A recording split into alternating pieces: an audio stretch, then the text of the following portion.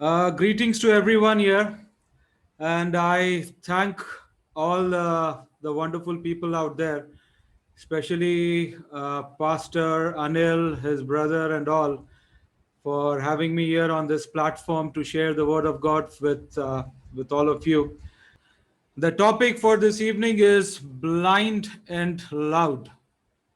The topic for the evening is blind and loud, and I invite you all to open your Bibles to Mark chapter 10, verses 46 to 52. Mark chapter 10, verses 46 to 52. And it goes like this. Now they came to Jericho. As he went out of Jericho with his disciples and a great multitude, blind Bartimaeus, the son of Timaeus, sat by the road begging. And when he heard that it was Jesus of Nazareth, he began to cry out and say, Jesus, son of David, have mercy on me. Then many warned him to be quiet, but he cried out all the more, Son of David, have mercy on me. So Jesus stood still and commanded him to be called. Then they called the blind man, saying to him, Be of good cheer, rise as he is calling you. And throwing aside his cloak, he rose and came to Jesus. So Jesus answered and said to him, What do you want me to do for you? The blind man said to him, Rabboni, that I may receive my sight. Then Jesus said to him, Go your way, your faith has made you well. And immediately he received his sight and followed Jesus on the road. And Jesus said to him, Go your way, your faith has made you well. And immediately he received his sight and followed Jesus on the road. May God bless the reading and the hearing of his word. And before we get into an understanding of these verses, before we get and unveil them one after the other, let us all close our eyes. Let us all invite the Holy Spirit. Let us invite the presence of the living Lord, that it should come and take control over us, take control this evening, take control over this platform, that we should be led by the Holy Spirit. It is very, very important that we prepare before understanding the Word of God, because without preparation, the enemy comes to distract, the enemy comes to steal, the enemy comes to destroy. So, my brethren, let us all bow down in the presence of the Almighty God and open our hearts, open our spirits, so that the Holy Spirit can come and take control and lead us and teach us into an understanding of these verses. Holy, holy, holy, holy, O Lord, Father gracious, we thank you so much for this evening. We thank you for all the wonderful gifts which come from thee, O Father. We are indeed fortunate to have you as our God, a God who is full of compassion, a God who blesses us with so much which is beyond our expectations, O Lord. Indeed, we are living in a period of thy grace, of thy favors, O Lord. And it is because of your favors and grace, O Father, that we are able to survive in this fallen world. Father gracious, as your children have gathered together this evening to understand thy word, O Lord, bless us with thy Holy Spirit, O Lord. Remove every distraction, remove every thought which moves us away from thy word, O Lord. That we should all focus upon thee, O Father, Lord God, and sow a strong seed in our hearts, O Lord, that we should live by it.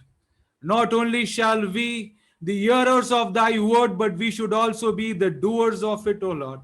Bless us, O Father, that we should grow in thee and you in us. In the blessed name of Jesus. Amen. So, as shared to you before, the topic for the evening is blind and loud. And the verses, the chapter from Mark 10, which was being read to you, is something which is very familiar to all of us.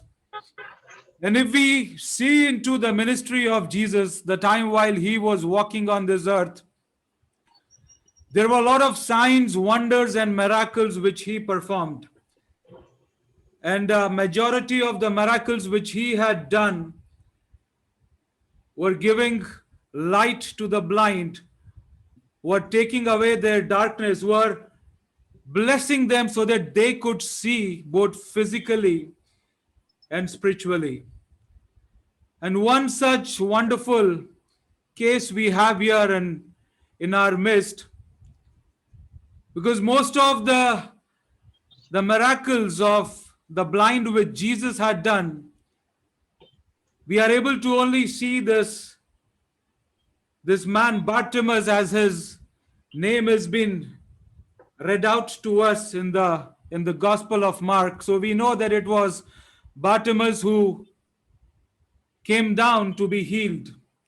But there is something very unique about him. Though he was blind, he was loud as well. Though he was blind, he was loud as well. So today, my beloved, my brothers and sisters, as we've been led by the Holy Spirit into an understanding of these verses, let us open our ears to this understanding, that what lessons do we learn and how it is connected with our lives. What do we have to take away from these verses this evening? So as we read verse 46, it says that Jesus went out of Jericho along with his disciples, and there was a great multitude, and our friend was sitting down there on the road begging. He was sitting down there on the road begging. Being blind was a difficult situation during those days. Being blind made your life miserable, because there were not too many medicines, not too many cures, not too many ways of healing a blind person. Unlike as we see in our times today, that the technology has gone so far that a blind can receive their sight even if their condition is bad. But it wasn't so during the biblical times, it wasn't so during the time of Jesus. And the blind man did not have much to do aside begging.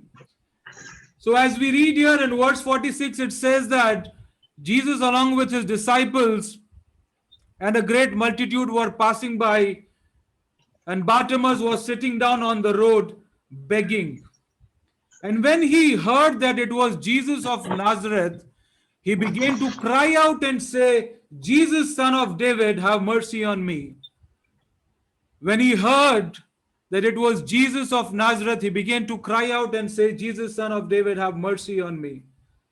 And many warned him to be quiet, but he cried out all the more, "Son of David, have mercy on me." These two verses, they mean a lot. These two verses, they teach and preach a lot to us. What kind of an understanding do we have from these verses? Here, if you see in the life of Bartimaeus, the man who was just sitting down on the road begging, and as soon as he comes to know that it is Jesus who's passing by, along with his disciples, he raises his voice, he screams, he shouts. He says that, "Jesus, have mercy on me." But whereas the crowd, might be the disciples as well, who were trying to seize him, who were trying to zip him and say that, "You blind man, be quiet. Do not raise your voice, because there is a great man walking down the street along with his multitude." So the people who are there, the crowd was seizing him to speak. But yet he continued to scream, yet he continued to raise his voice. And then when they were asking him to keep quiet, he further increased his voice. So, what do we learn from this kind of an act of his? What do we learn from it?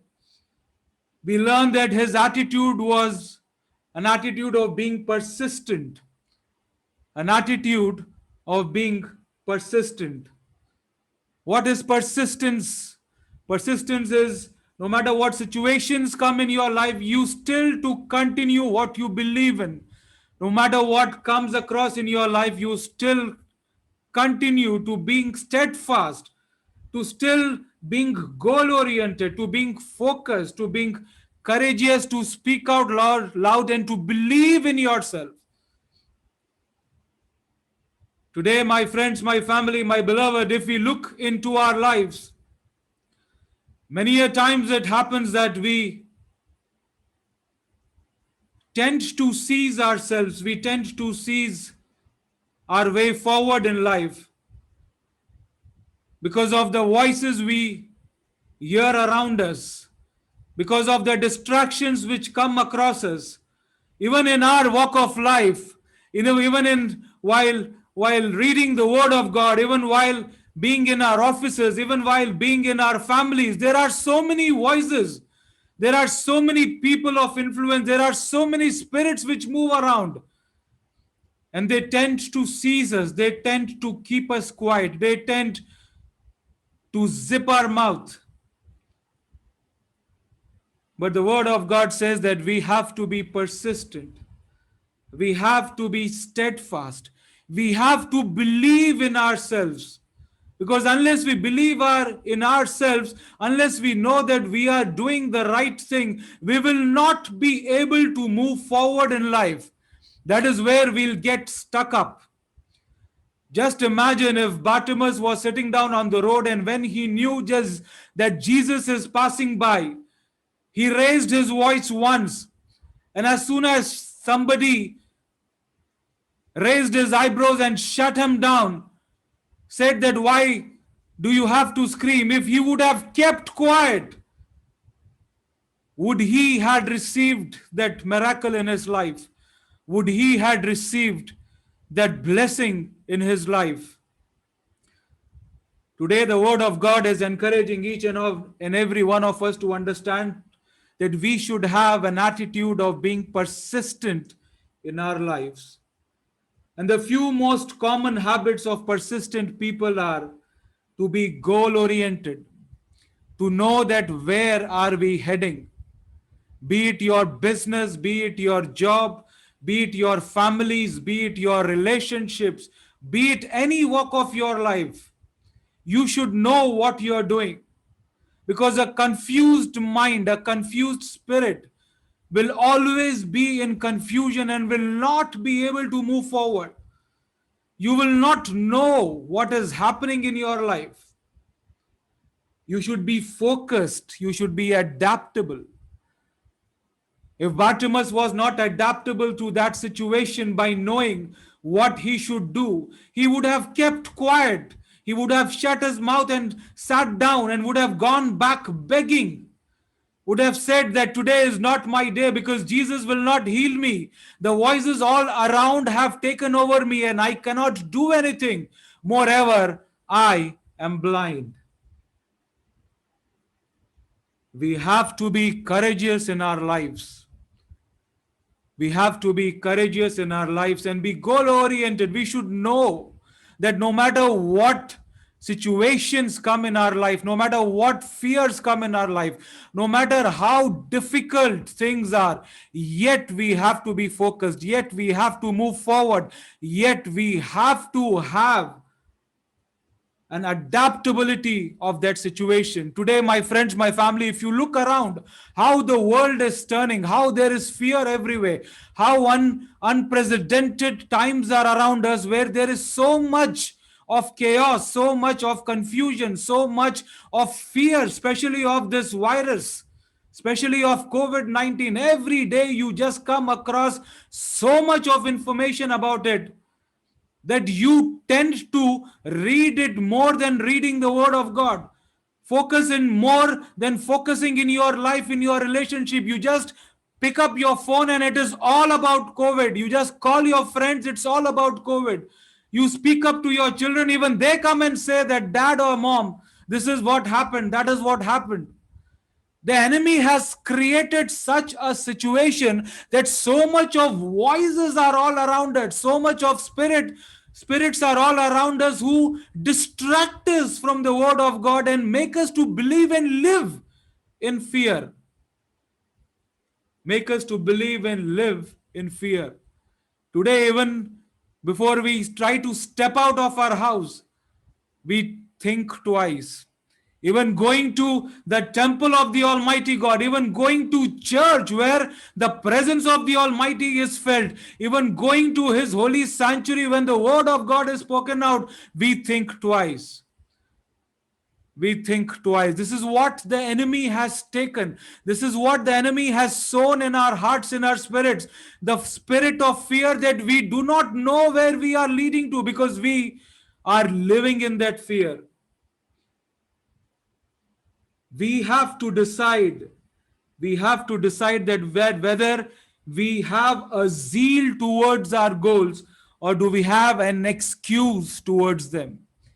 We have to decide that we have a zeal towards our goal. If we are persistent, we know that we are moving forward. But if we have excuses in our life, we know that we will get stuck up there.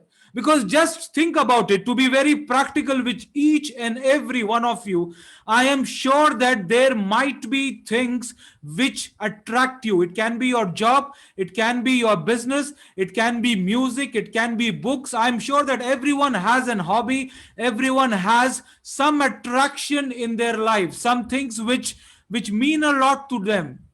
And they always try their best to make sure that they receive perfection in it. For some, it can be cooking as well. Some, it can be so many things. Gardening is there, plumbing is there. So many things are there in our day to day life. When we can show such kind of an attitude of being zealous, of being of having that goal orientation, all those things, then why not have it towards the word of God? Why not have it towards our goals? Why not have it towards all those things which matter the most to us? Many a times we fail in prioritizing our priorities. Though we have so many priorities in our life, but we fail to prioritize them. We fail to number them. We fail to understand that which one should come first, which should come second, which should come third, and thereon. The word of God in James chapter 1 verse 12 says, "Blessed is the man who remains steadfast under trial, for when he has stood the test, he will receive the crown of life, which God has promised to those who love him." For God has promised to those who love him.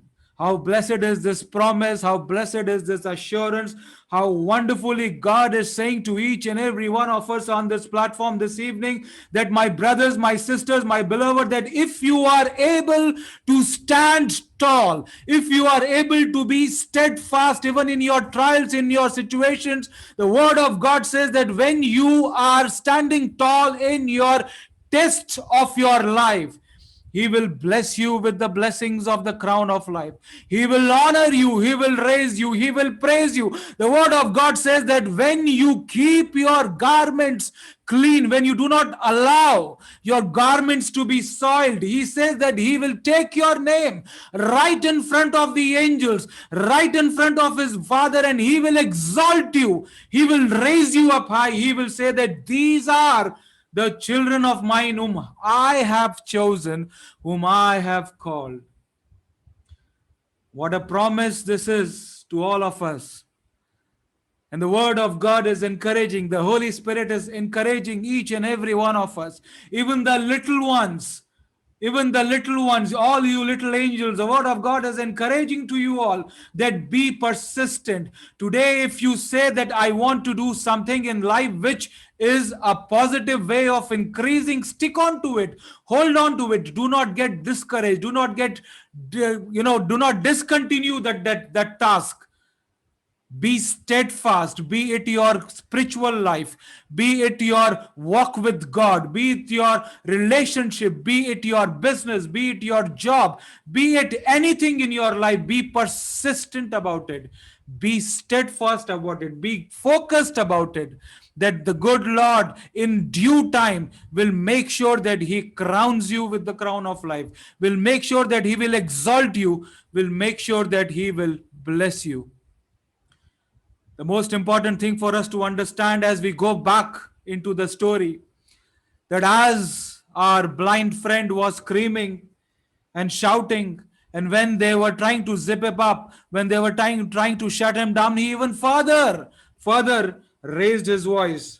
And when such a thing happened, we see in verse 49, it says, "So Jesus stood still and commanded him to be called." And Jesus stood still and commanded him to be called. When God called Moses at the burning bush, he said, "I have heard the cry of my children. I have heard their cry. I have seen their tears. I have seen their sorrows. I have seen how the Egyptians are troubling them. And I, their Lord, have come down from the throne of heaven, right down. I have left my throne and come down to rescue them. I have come down to take care of them. I have come down to lend a shoulder to them. I have come down to comfort them."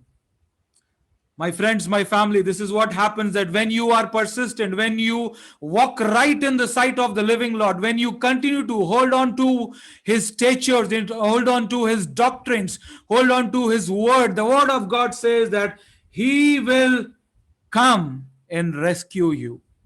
No matter what situations you might be in, no matter what trials you might be in, no matter what kind of a grief you might be in, He will come and comfort you. Comforting is not only comforting your spirit, not only comforting your soul, not only comforting your life, but He says, "In every situation I will comfort you. Let not that tear roll down from your eyes," because the word of God says that I am there with you. I am there to comfort you, to escort you, to take care of you, to lift you up, that you should be out from all your problems. And now, further, as we see in verse 50, it says, "And throwing aside his cloak, he rose and came to Jesus." Throwing aside his cloak, he rose and came to Jesus. My friends, my family, the takeaway for all of us this evening is no turning back. The takeaway for all of us this evening is no turning back. And the words for us to understand with the takeaway is, now throwing aside his cloak, he rose and came to Jesus. Now throwing aside his cloak, he rose and came to Jesus. If you look deep down into the scriptures to have an understanding that what this verse meant of throwing aside his cloak, if we all know that cloak was a clothing, an outer garment which was being worn by most of the people, and if you see in this man's life, he was wearing a cloak, and I'm sure that that cloak might be a garment used to be kept on the floor, so that when the people they give their alms, when they give the money to him, it's for him to collect it. When he wraps up his cloak, then he can collect that money. If not, every gender or every profession had a clothing during those times. And especially there were some in particular that looking at their clothing, people knew that what kind of a person that was. If you look about the lepers, they were being casted out of the cities, and their clothing were all shabby, and they were kept aside. If you look at the clothing of a widow lady, her clothing was again different. And looking at the clothing of the widow or the woman, anyone would know that she has lost a husband, that she is a widow. In the similar way, the beggars also had a clothing during that time. And here, what the Holy Spirit is trying to emphasize us is, when Bartimaeus was called, when he knew that he's been called, and Jesus is asking him to come, he throwed aside his cloak. He throwed aside his clothing. He throwed aside what he was doing. He throwed aside all those which he was into, and he rose and came to Jesus. He rose and came to Jesus. This makes us to understand that he took the first step of faith. He took the first leap in faith. He took the very first way to move forward towards his miracle. He took the first step forward towards what he wanted to seek from Jesus. It's a very important thing to understand, because when God called Moses, God asked Moses that, what are you holding in your hand? Moses said, it is a rod, it is a staff. And God said that, cast it down. And God said that, throw it down to the ground. What does it signify? Throwing down is, God was making Moses to understand that you should let go all your past, because I am giving you a new task. I am giving you a new revelation. I am giving you a new job to do. I am sending you to rescue my people. So God was making Moses understand that this is what you have to do when you throw down your rod, when you throw down your staff. In the similar way, when we see in the life of Bartimaeus, he threw his cloak. If that was not the case of he letting back what he was living in, this verse wouldn't have been mentioned here in the Bible. Because I tell you, my brothers, my sisters, my beloved, that every verse signifies something. Every verse is there for a specific reason. And the reason in this verse for us to understand is that when Jesus calls us, when the life and light himself calls us, we should let go everything and attend to that voice. That we should let go everything and attend to that voice. Because when you read further in verse 51, it says, so Jesus answered and said to him, what do you want me to do for you? What do you want me to do for you? Jesus, the Almighty, the All Sovereign Lord, does he not know that this man is blind? Does he not know that he is seeking to be healed? Does he not know that he is seeking a miracle in his life? But yet he asks him that, what do you want me to do? Another very important thing for us to understand, that as the Holy Spirit is breaking down these words, what does it have for us to take away from it? What does it has for us to grasp from it? Whenever there is a calling in our life, whenever God invites us, whenever God calls us, and if Jesus asks you and I today that, what do you want me to do in your life? What do you want me to do in your life? Many of us would have a long list of all the wonderful materialistic things in our lives. Many of us would have all the wonderful, wonderful things which would matter for us in this world. But there are still few who know the right thing to ask. When Solomon had a visitation by the God himself, God asked him that, what do you want? And he chose the right words. He chose the right thing. He said, I want wisdom.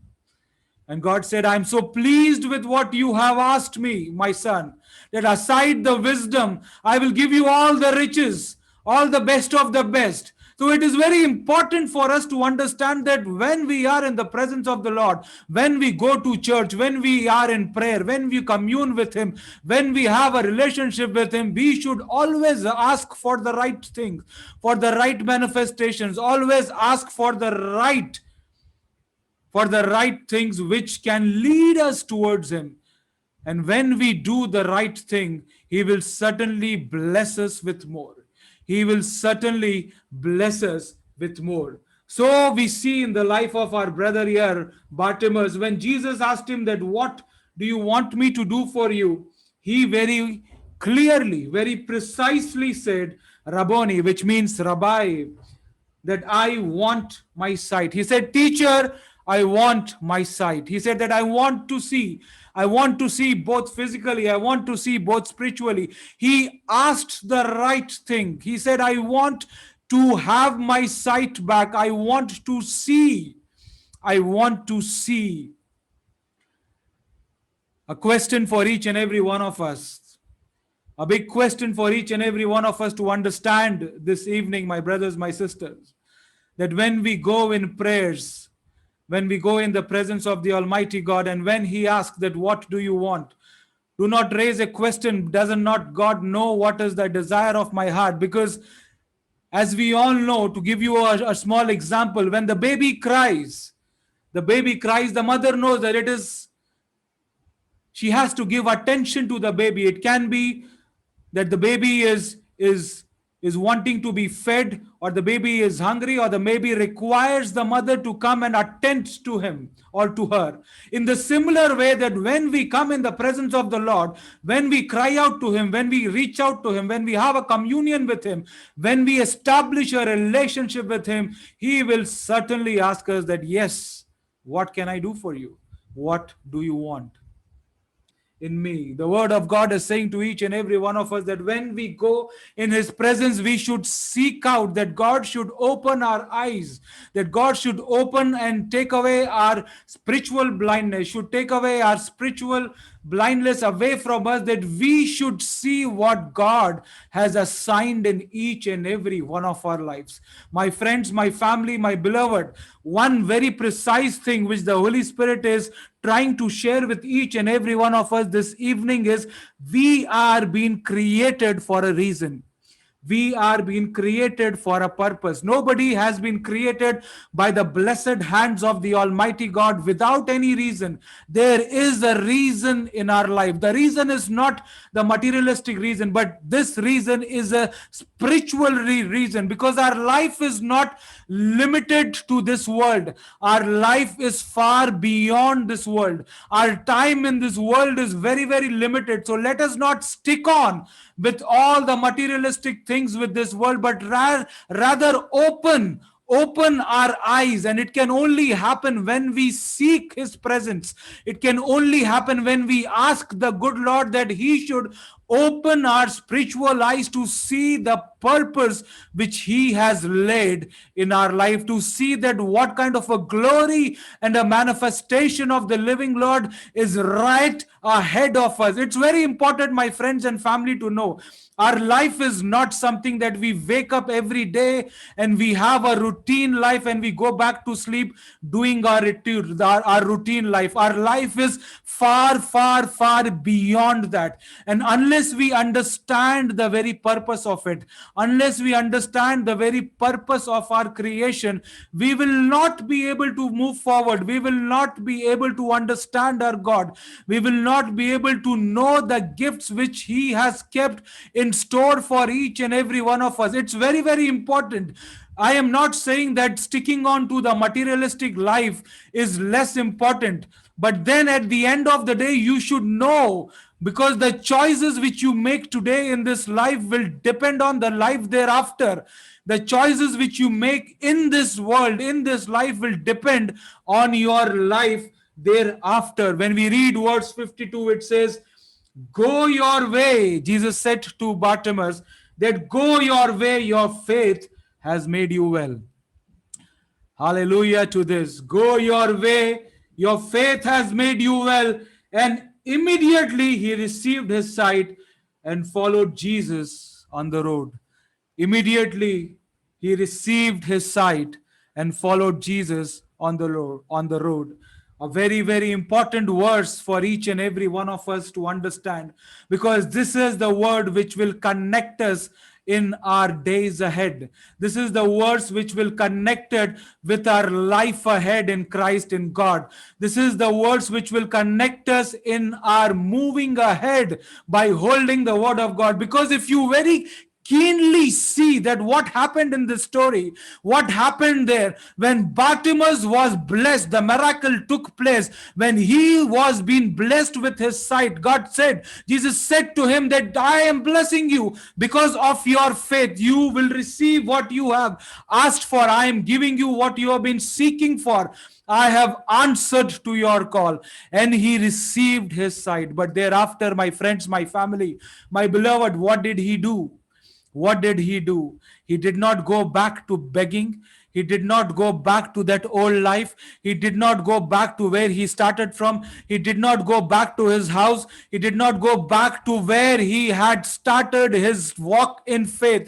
But rather, the word of God says that he followed Jesus to the road. He followed Jesus to his cross. He followed Jesus into that triumphant entry. He followed Jesus wherever he went. He was a disciple of the blessed Jesus.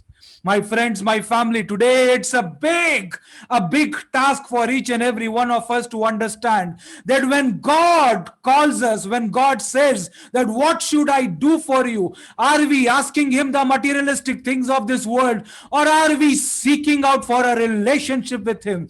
Are we looking out for a communion with him? Are we looking out for bigger things in life? Are we looking out for God to open our spiritual eyes to see that where are we heading, that where are we moving? Are we seeking out for God to see that, yes, my Father, I am ready to take the cross and lead a life glorifying your name? Are we ready to move forward holding the banner of the living Lord? Are we ready to move forward and say that you are my life, O Lord? I have nothing to do with this world but except for you in me. Are we ready to live a life glorifying his name every blessed day? My friends, my family, my beloved, very important for us to understand that when God works miracles in our lives, when God blesses us, when God calls us, when God anoints us, because today no life in existence can say that I am not a testimony, that I have not been blessed by my Father, that Jesus has not blessed me, that Jesus has left me, that Jesus has forsaken me, that Jesus has not done anything in my life. No one can say that. No one can say that. But yet we forget all the wonders which he does. Yes, yet we forget all the good things, the miracles, our test which turns into testimonies, our mess which turns into messages. We forget everything. We forget everything because the enemy gives in so much into our lives and influences us to get distracted from the word of God, to get distracted from his ways, that we tend to focus on him and onto this world rather than focusing on the word of God, rather than focusing on the light, rather than focusing on the face of the Almighty God. My friends, my family, this word is encouraging each and every one of you this evening that when God is about to bless you, when God is about to bring in a breakthrough in your life, when God is about to make you see a new dawn in your life, you should know that whether you are moving forward taking that blessing, or you take the blessing and go back to your life. This is a question, a big question, and I want each and every one to pray about it. I want each and every one to meditate upon this question, that when God will bless us, when God will answer to all the heart desires which we have laid to his feet for so long, when God will raise all that bars, those cages which have prisoned us for so long, when he releases all those barriers and he says that walk forward and you move forward, take your blessing, what are we doing then? Are we moving forward taking the banner of the living Lord, or are we going back from where we have started? May God bless you. May this word sow a strong seed in each and every one of your lives, that you should be led by the Holy Spirit, and the Holy Spirit should make sure to nurture you every blessed day by the living water, and this living water should make you grow. Let not the enemy come and take away this blessing from you, my friends. Let it grow every blessed day. May God bless you. May his face shine upon you. May you always dwell in the presence of the Almighty God. Amen, amen, and amen.